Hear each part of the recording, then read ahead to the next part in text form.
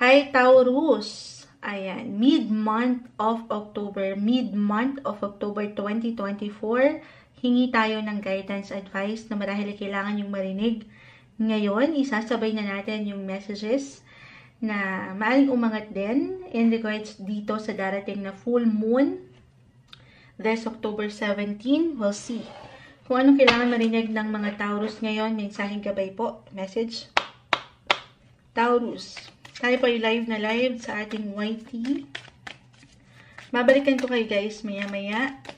Taurus, mid-October. Mid-month of October, Taurus. Message. Mid-month of October, Taurus. Guidance sa mga taong ito. Anong kailangan yung marinig? Okay, may umaangat na. Justice, Reverse. Taurus, guidance po para sa kanila. Okay. Pa-isa-isa. Ayan na. May umaangat na rin. Will be straightforward, hopefully. The Justice card, Reverse. Taurus, mid-month. 9 of Swords, Reverse. Ace of Wands, Reverse. And the Devil. Kakalabas lang yung the Devil. Again, ayan, hindi kailangan katakutan, laliman, mensaheng gabay lang po. So, reversal cards, reverse energy, yung ating nakuha. Pero hindi naman agad ay hindi okay.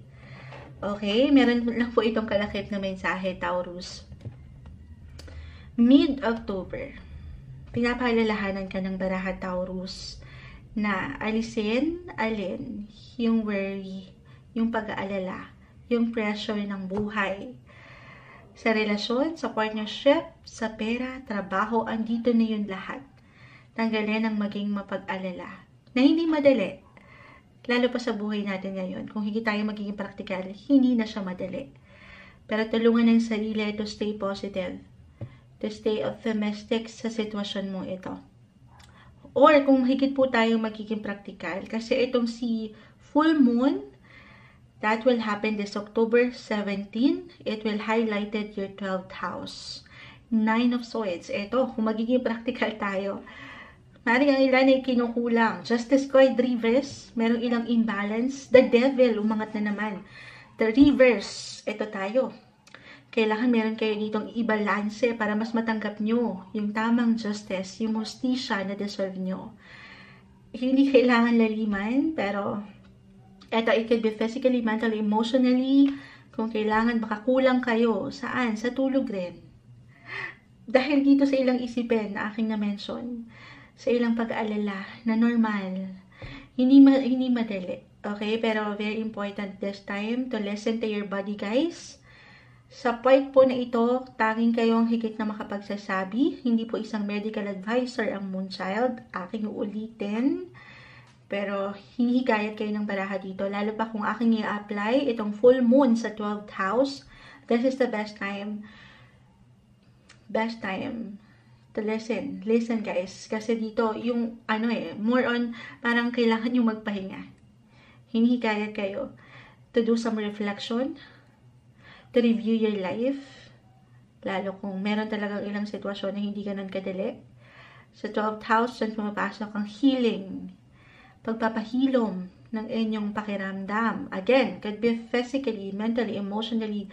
Meron ka kailangang i-release. At ito yung ilang negativity, negative energy, or i-release the devil, reverse, yung ilang unhealthy ways, unhealthy patterns, or unhealthy relationship. Na alam nyong hindi balance. Hindi ba kayo napagtutulog dahil dito sa pakiramdam nyo na si the one? Alam niyo yan, bakit ganyan yung nakukuha ko? Para sa ilan, love life. Meron kasi akong kilalang Taurus ngayon na meron pinagdadaanan sa love life. Parang hindi nag-reciprocate. Parang hindi nagbabalance yung pakiramdam nila. Hindi nagbabalik. Walang give and take. So kung mag-apply yun sa'yo, maybe this is a sign na ipahinga mo muna ang iyong puso. Okay? This is the time na mas mapaangat mo yung healing. Yes po, more on self-care and self-love. Okay, magpahinga, mag-recharge ng enerhiya. Sign na to, kailangan mo pong pahintulutan ng sarili, natutukan ng iyong kalusugan. Yes po guys, I feel sa yung cards na meron kayong ilang agam-agam dyan, dalahin, na baka binabaliwala ng ilan. Seek for professional help. Kung meron talagang kailangan tutukan. Hindi po isang medical advisor ang Moonchild. Watch your physical health this time, Taurus. Okay? Kasi maaaring higit din kayong magiging busy. Dalawa lang to. Pagkakulang or pagkasobra. Sa ilang sektor, busy sa trabaho, sa ilang ginagawa nyo, sa ilang contacts, connection, network, na hindi madali. So, a reminder ito, Taurus, mid-October, to listen to your body, listen to your intuition. Pero minsan, hindi na natin napapakiramdaman dahil nga po busy tayo. Or, masyado tayo naglalaan ng enerhiya sa hindi naman balanse. Sa hindi naman nabibigyan ng hostisya. So, lagi niyong tatandaan dito, Taurus, ang inyong halaga. Okay? Mid-month of October, pahinga rin pag may time, pahintulutan niyo ang inyong sarili na kayo naman. Kahit kayo lang muna this time. Ito yung umaangat na messages para sa inyo. Mid-month, October 2024, Taurus.